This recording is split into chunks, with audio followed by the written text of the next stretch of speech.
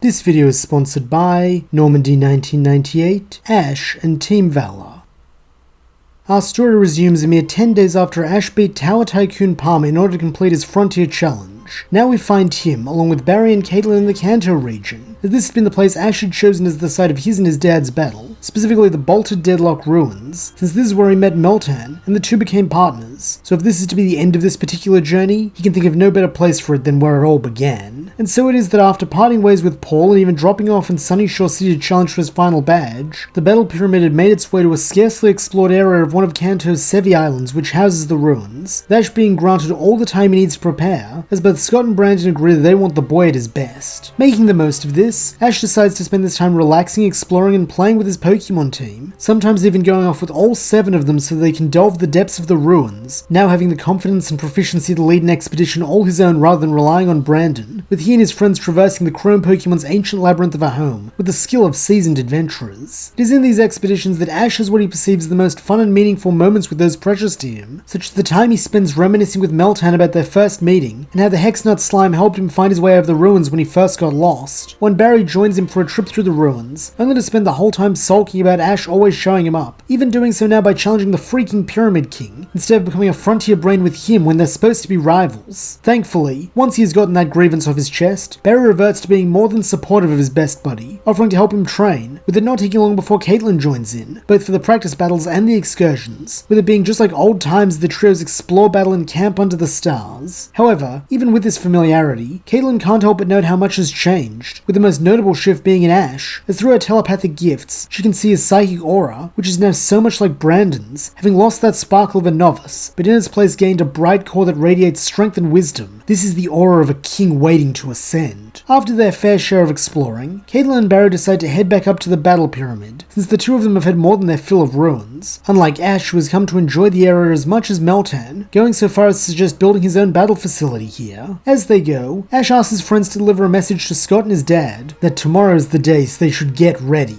In a voice of mature concern, Caitlin advises Ash to do likewise, stating that a good night's sleep in particular is important on the eve of any battle, with Barry shockingly echoing her sentiment rather than teasing her, as both want to do all they can to help Ash win. However, in spite of this advice, Ash and his partner are simply too excited to sleep, and so decide instead to keep vigil in the lowest chamber of the Bolted Deadlock Ruins, whilst chatting the night away, with this proving beneficial, as shortly before the sun is set to rise on the new day, the duo discover something that excites them both to no end. A few hours later, as the early morning sun filters through the Battle Pyramid's windows, Barry, Caitlin, and Chimchar watch as father and son find themselves squaring off for a full 6-on-6 battle, in which Scott has insisted he will referee. Using his position as the official for the match and the owner of the Battle Frontier, the glasses-clad battle fanatic gives Ash one last chance to back down, since a loss here means no job as a frontier brain, with the man even looking to the boy's father to see if he has any last-minute hesitance in helping his son possibly throw away an amazing opportunity. But as expected, the king's visage remains stoic, while in turn, Ash pleases both his father and Scott by standing firm, stating the risks are more than worth the reward, just like any treasure hidden in a mysterious dungeon or ancient ruin. So even if he doesn't get this job, the world's gonna keep on turning, and his journey will continue nevertheless. With boisterous laughter that shows that father and son share more than just willpower and spirit, Brandon encourages Ash's words as well said, thereby giving him no more chances to back out, as he announces the format of this battle will be a triple battle, like in Caitlin's castle, with Ash knowing exactly who his dad's opening trio will be. As expected, Brandon then calls forth Regirock, Registeel, and Regice, wanting to see how his son will fare against Pokemon who not only acted as pillars of his own frontier brain dreams and sense of adventure, but who have also been fixtures of Ash's life since infancy, to the point where there are almost parental figures to the boy. However, once more, Ash does not disappoint, as instead of faltering at having to face the legendary trio, he instead grins that he's been dreaming about this very matchup for as long as he can remember. He then unveils his own choices, and while he'd originally planned to match each individual Regi type for type in single battles, for a series of mirror matches, if his journey has taught him anything, it's that such stiff and inflexible strategy won't work, so he needs to adapt to the situation at hand and maximize his team's strength, as well as use the benefit of this battle style to his advantage, specifically capitalizing on his Pokemon synchronicity in a way he couldn't if it were a single battle. To this end, he chooses Relicanth, Electrode, and Domanitan, a seemingly ragtag group in comparison to Brandon's legendary bunch, but one Ash has immense faith in. As soon as the original 3 Titans and Relicanth make eye contact, a noticeable yet wholly mysterious pressure begins to exude from both sides of the battlefield, as Relicanth for the first time seems interested in the assignment Ash is ahead of it. Its usually cranky attitude becoming more serious and driven in the face of Brandon's Regice, which in turn signals to the usually goofy and fun-loving Darmanitan, as well as the vigilant Electrode, that this has officially become a veteran's battlefield right off the bat, so the whippersnappers had better follow its lead if they want to stand a chance. In contrast, despite their seemingly inorganic and inscrutable nature, Ash, having grown around them, can read the Regis like a book, with it being plain to him through the beeps, boops, and warbles the trio produce, as well as the different patterns and codes they blink with their eyes. There is a distinct wariness among the Titans at having to face Relicanth. Evidently curious, Ash asks his dad the story behind this, with Brandon recounting a tale from 20 years ago, when he discovered the necessity for a Relicanth in locating and challenging the three Titans, and how in that time, when training to conquer them, Relicanth developed a rather fierce rivalry with the trio. Even after he caught them, the fish subjected the golems to many exceedingly rough battles, with it taking about a decade or so for it to fully call a truce, thanks to its stubborn refusal to accept change. That's why he very rarely kept them around one another, and it's why, though before he can finish this thought, an irritable Barry cries out for the duo to start the battle already, or he's gonna find them, since they can tell all the stories they want afterwards. Though everyone assembled sweat drops at how rudely it was said, none can disagree with the sentiment, with Scott giving the signal to begin the match, and Brandon offering his son and challenger the honor of kicking things off, believing his best course of action is to lie in wait and counter Ash's moves, rather than waste his and his Pokemon's energy needlessly. To this end, he watches as Ash calls for his trio to form up and charge in for an onslaught of dive, gyro ball, and superpower on Regice, having immediately deemed it both the weakest link in the Regi's defensive front, as well as one of Brandon's potentially most devastating attackers. While at first glance Ash's strategy seems crude and unimaginative, it is actually rather well calculated, as each move builds off and supports the others, in a dangerous symbiosis made clear by Relicanth taking the lead, despite being vastly outpaced by Electrode, as by using Dive to cleave through the battlefield, it creates a trench leading straight to Brandon's side of the field which Electrode can roll down like a marble on a track, increasing the speed and accuracy of the high gamble move. Meanwhile, Darmanitan proves itself just as integral to the strategy, acting as the hammer to launch Electrode, so that it is less a marble and more a cannonball, completely negating the speed claws of Gyro Ball, and allowing the Electro type to surge forward with devastating speed and power. Noting approvingly, Brandon praises this ingenuity to the point of even allowing Ash to carry out his combo move, at least for the most part, as having battled Caitlyn in the past and learned about triple and rotation battles, the Pyramid King employs a tactic from the ladder, having Regice and Regirock trade positions, as the rock type is better equipped to take this hit, and even retaliate by grappling Electrode against its stony body, before using superpower to ensure it can't speed away, while Regice uses its own curse to immediately begin shoring up the perceived weakness and defense Ash wanted to exploit. Though this is not the worst of it, as having up until this part remained mostly inert, Registeel leaps into action on its trainer's command, diabolically extending its metallic fingers into Electrode like syringes, and suddenly pumping it full of liquid mercury that badly poisons the electric type. Seeing no other option, Ash simply tells his guard orb to hang tough and start using curse itself, though as he and his team will soon learn, Brandon's assault is not about to let up long enough for Electrode to do anything of the sort, as continuing with the age-old strategy of divide and conquer, Brandon orders all three Regis to combine their strength into an ancient power that sees a massive salvo of boulders and fossils manifest in the air and lobbed at Relicanth and Darmanitan in order to keep them away. Due to Darmanitan's ice typing, this is super effective, with the Arctic Ape being forced to disengage and even use superpower to bat away and catch a few of the rocks hurled towards it, while Relicanth continues diving and swimming its trench through the ground, ever so carefully working its way close thanks to Darmanitan's distraction, until finally it surfaces just under Regirock, slipping between it and Electrode and freeing the electric type. Eager to pay its teammate back for this rescue, Electrode unleashes its stored up power in the form of a Supercell Slam, which ripples outwards, striking all three legendary Titans for considerable damage.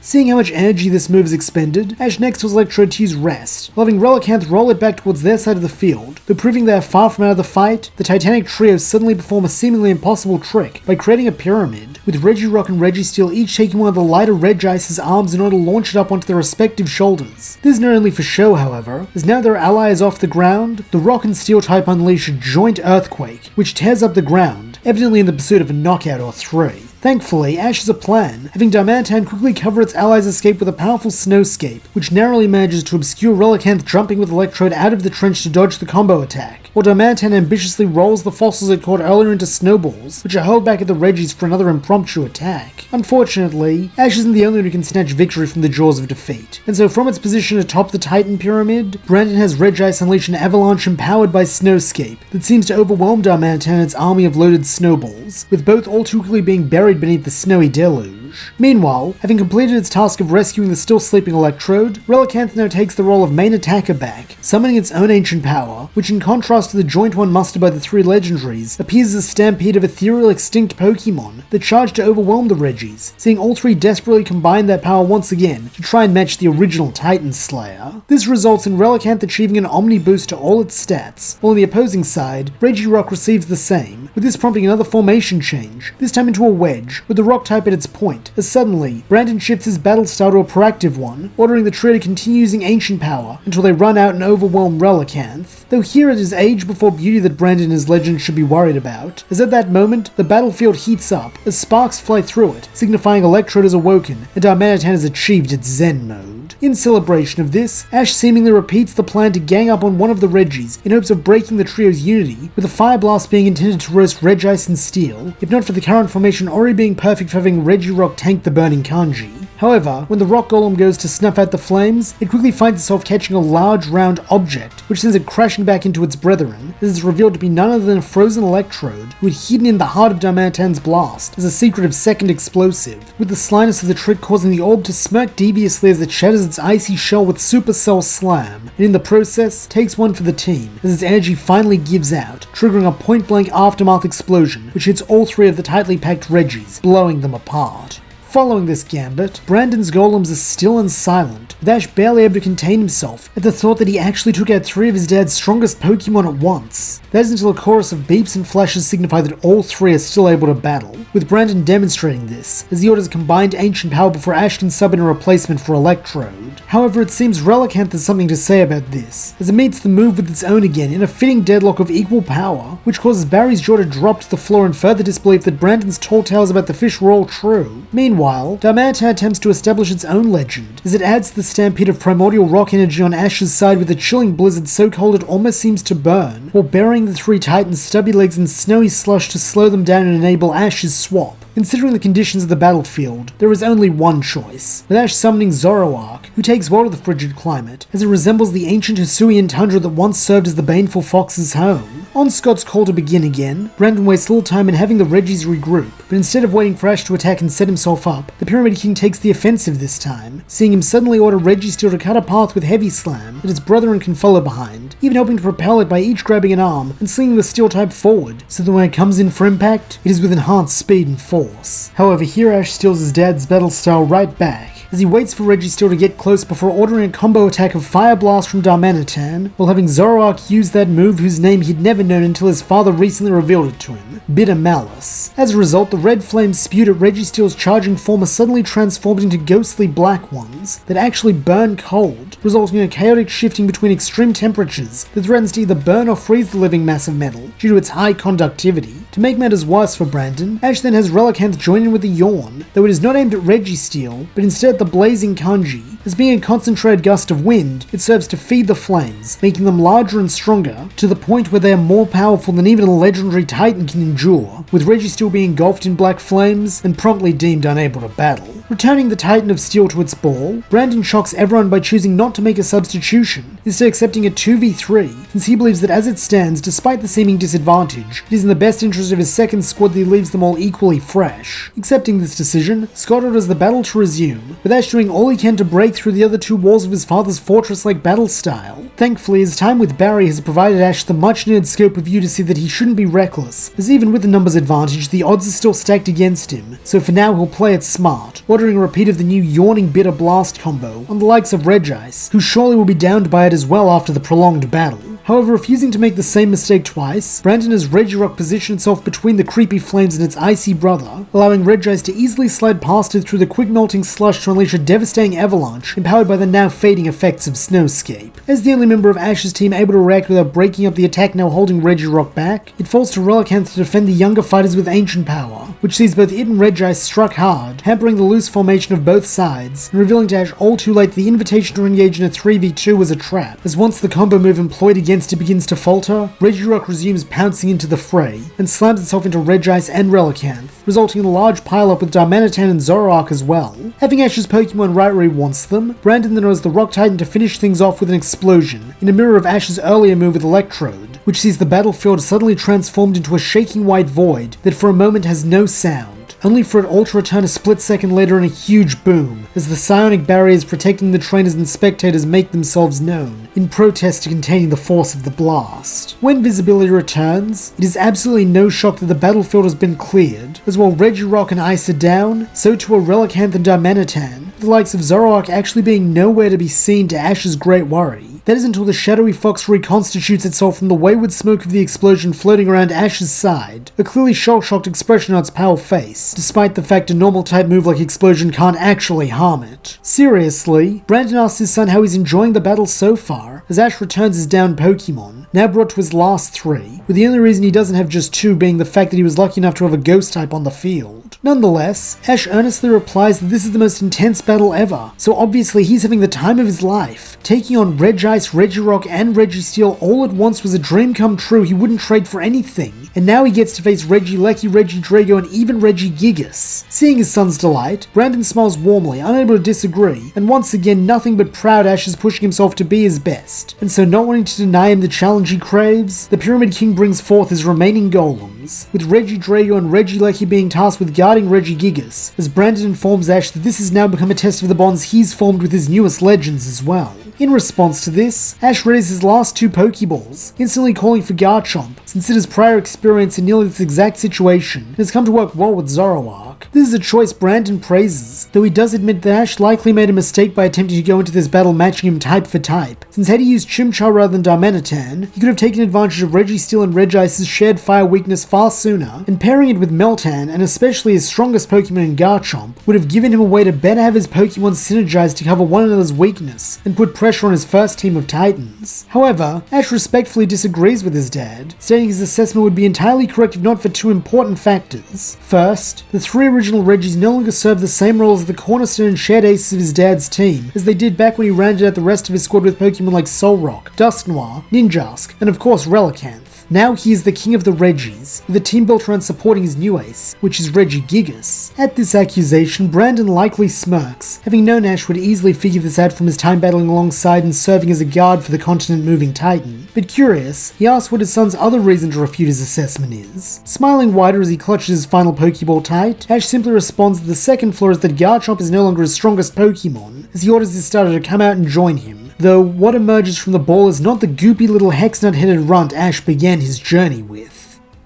We suddenly find ourselves back at the night before, as Ash and Meltan are excitedly waiting for the morning. However, just as they're beginning to feel the lateness of the hour, something glints off the small campfire Chimchar had lit for them, something golden, which disappears a moment later, making Ash wonder if it was just a trick of the light. Even so, Meltan excitedly takes off after it, warbling for Ash to hurry up and follow, with the chase quickly becoming a hard one for Ash, as he can't move anything like his buddy, who squeezes through small crevices and other surfaces with ease. Nonetheless, Ash manages to keep up, until finally reaches a dead end, where he finds Meltan having cornered another Meltan, which upon seeing him warbles in a much more fearful tone than Ash's did before slipping into a crack in the wall and disappearing. Unable to walk away from such a mystery, Ash asks Meltan if it knows a way to follow the other Meltan, though he is certainly not expecting the solution his partner comes up with, that being a thunderbolt which strikes the wall and causes the entire ruin to shake as dust falls heavy upon the pair. Coughing slightly, Ash praises that his buddy's gotten really strong, though he is quickly struck dumb when he sees what's on the other side of the hole Meltan has just made in the wall, a secret room that is absolutely filled to the brim with Meltan, who seem to be cowering and crowding away from Ash in particular. In contrast, Ash's Meltan is happy to see these others, greeting them with no trepidation and trying to introduce them to its trainer, with this going a long way to ease the other strange steel types' minds, as they just as quickly lose all interest in Ash and begin to completely focus on his Meltan, giving him the distinct impression that tonight isn't the first time they've watched the 2 of them from a distance since their return here. It is actually during this reunion that Ash notices a stark difference between his Meltan and the other 300 currently crowded around it in awe, as it's not only a lot bigger, but also seems to be a lot more confident and stronger than its fellows, though as a trained Pokemon, this isn't exactly a shock. However, what literally is the sudden buzzing of electricity amongst the Meltan community, as if the group are communicating and deliberating about something, only to stop and look expectantly at Ash's Meltan, having come to a decision, at least as far as Ash can tell, though before they act, they want the consent of their prodigal son. For a moment, Meltan seems to weigh its options, even turning to Ash for guidance, though when it sees its trainer's smile, which notes an unwavering faith in the steel type, it looks back to the others and gives a resolute nod.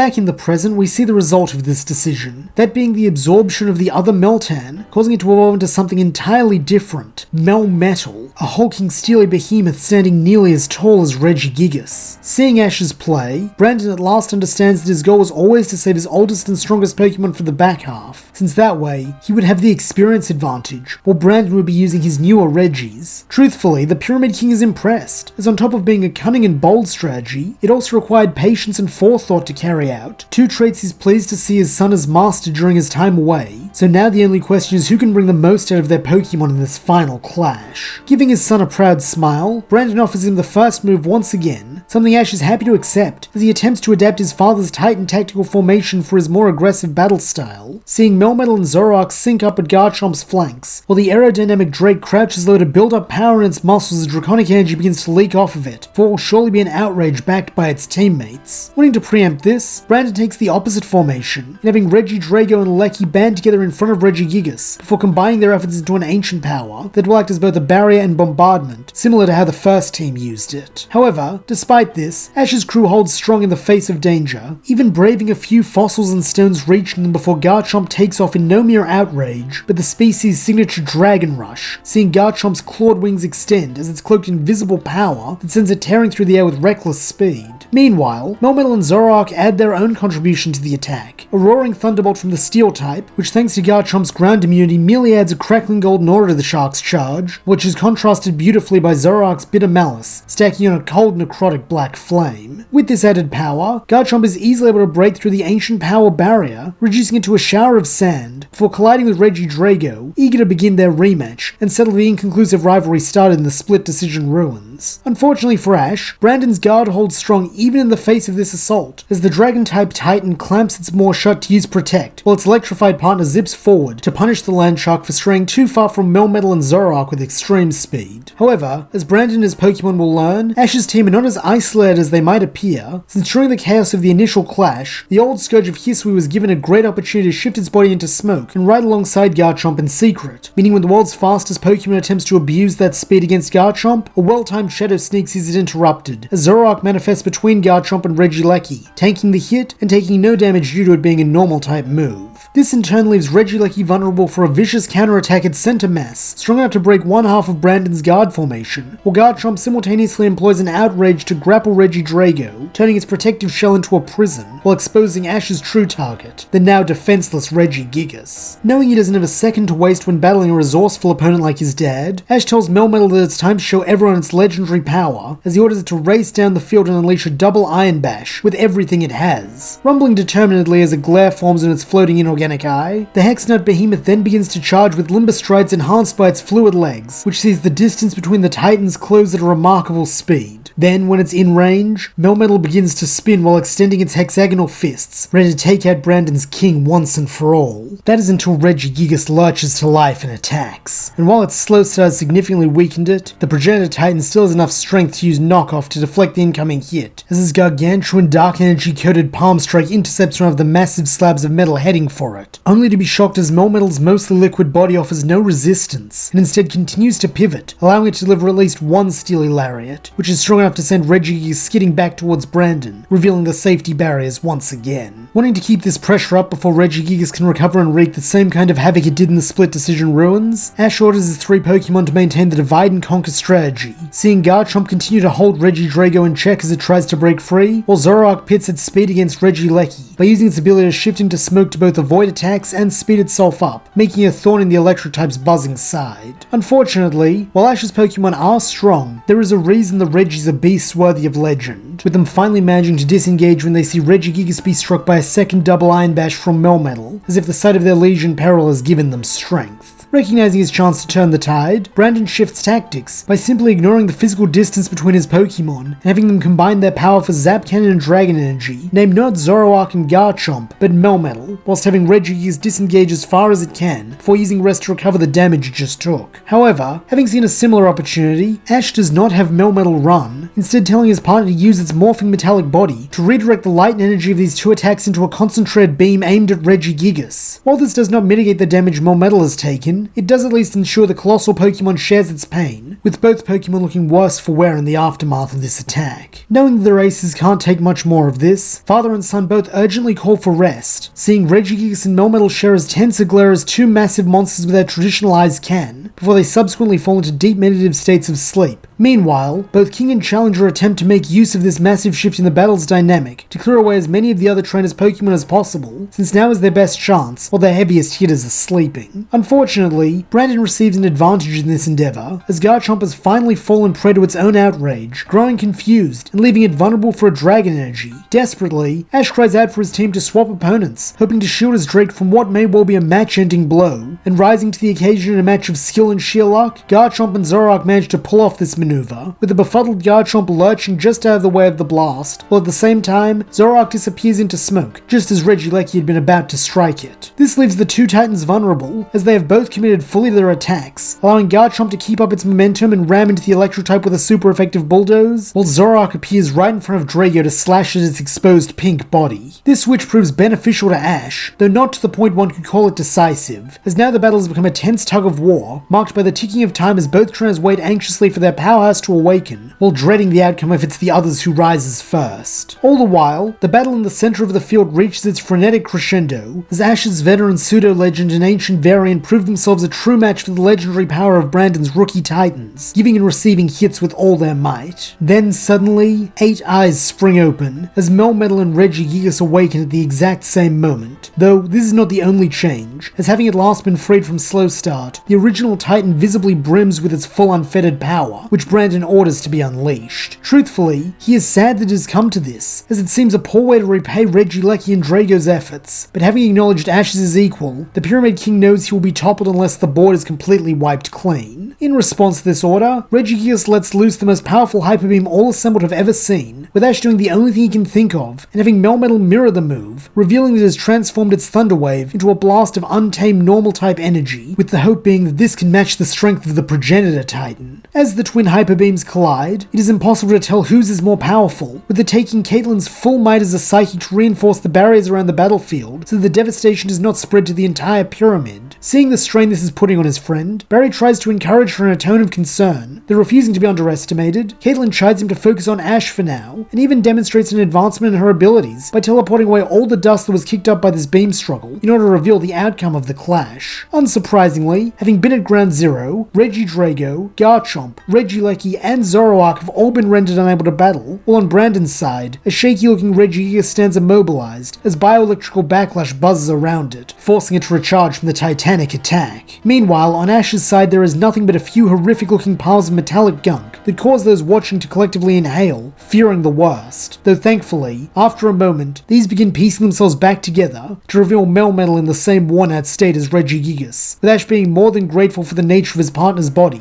since if it weren't able to convert from solid to non-Newtonian fluid so easily, the force of both Hyper Beams would have left Regigigas the sole survivor. In other words, he only held on by the skin of his teeth, though because of it, he still has a chance, as now their battle will be decided in a sudden death one-on-one. Recognizing this, Brandon offers his son praise, only now becoming acutely aware of the thick beads of sweat rolling down his brow. There is no denying it. Whether the king of the battle frontier meant to or not, he has raised the perfect challenger to dethrone him, while on the other side, Ash is more exhilarated than he's ever been before, as this experience fighting with everything on the line has solidified his desire to have way more battles and adventures, so that even if he and Melmetal do lose it all here, he will have no regrets. A moment later, Melmetal and Regigigas' recharges end, meaning it's time to resume the battle, or rather to end it, as locking eyes, the father-son duo each call for what they know will be their last attack, Giga Impact for Regigigas, and Double Iron Bash for Melmetal. As these two champions of the ring begin to charge, the very ground beneath them shakes, with Regigigas coating itself in a bright aura, while Melmetal morphs its entire body into a spinning top of doom to enhance its metallic lariat. Then as one, the two sides meet again, resulting in a blinding clash of power to end this Game of Thrones. 6 months later, a familiar young woman prepares to depart from her battle castle. This is of course Caitlin, currently more excited and ecstatic than one would usually find her, as she chides Derek to hurry up with her hair so they can get going, Smiling a tight-lipped smile that belies his true fondness, the butler sighs that he thinks he may have allowed her to spend too much time with Barry. However, before she can admonish him for this, he produces his pocket watch and notes that, as always, he is finished right on time, allowing them to be perfectly punctual for the big event. With this, the two then teleport to their destination, that being the battle pyramid, finding it once again packed to capacity with spectators in the battle area, including a great deal of famous faces, like gym leaders, Elite Four, and champions from the Kanto, Sinnoh, and Johto regions, with even Universe champion Alder making an appearance, as he attempts to pull Caitlyn aside to discuss a job opportunity with her. However, having no time, the lady of the castle replies that it'll have to be after the match, as she makes her way through the throng looking for her friends. Unfortunately, due to the sheer number of attendees, she is unable to locate them, instead being ushered to her seat as Scott steps onto the field to welcome them to the opening of another Battle Frontier season, which, as per tradition, will be kicked off by a battle between the strongest frontier brains of the Kanto and Sinnoh regions. At these words, a low excited rumble fills the audience, as everyone here is eager to see this match, with this making Scott grin, as he at last calls out the two trainers, Tower Tycoon Barry and Pyramid King Ash. From their seats, just a few rows down from Caitlyn, Palmer and Brandon begin loudly whispering that their son is definitely gonna win, having perhaps overindulged in the pre-battle drinks and canapes, causing both boys to sweat drop a little, as they wonder if they were really like that just a year ago. Nonetheless, the two newest brains each make sure to stand proud, giving off the air of power and determination befitting one chosen to serve in the battle frontier, as they listen to Scott's speech, which speaks highly of their abilities and the bright future of the frontier under the leadership of this next generation. Then, when he is done, the boys at last allow smiles to cross their faces, stating in unison that this battle has been a long time coming, as they bring forth their Pokemon, Empoleon for Barry and Infernape for Ash. This sight of the two fully evolved starters, each looking powerful in their own right, drives the crowd's excitement to a fever pitch, and as Caitlyn leads the cheer, the battle begins. And that's where we'll leave this story and my 100 subscriber special. I truly hope you all enjoyed it and want you to know what your presence on this journey has meant to me, as this story has been a great time capsule for my start and growth in content creation, having seen me grow right alongside Ash and his Pokemon thanks to this experience. Moving forward, I can't wait to bring more stories to their climactic conclusions, and for you to all see the other special and exciting things I have planned. Though for now, let me just say thank you for watching, and I will see you as the journey continues.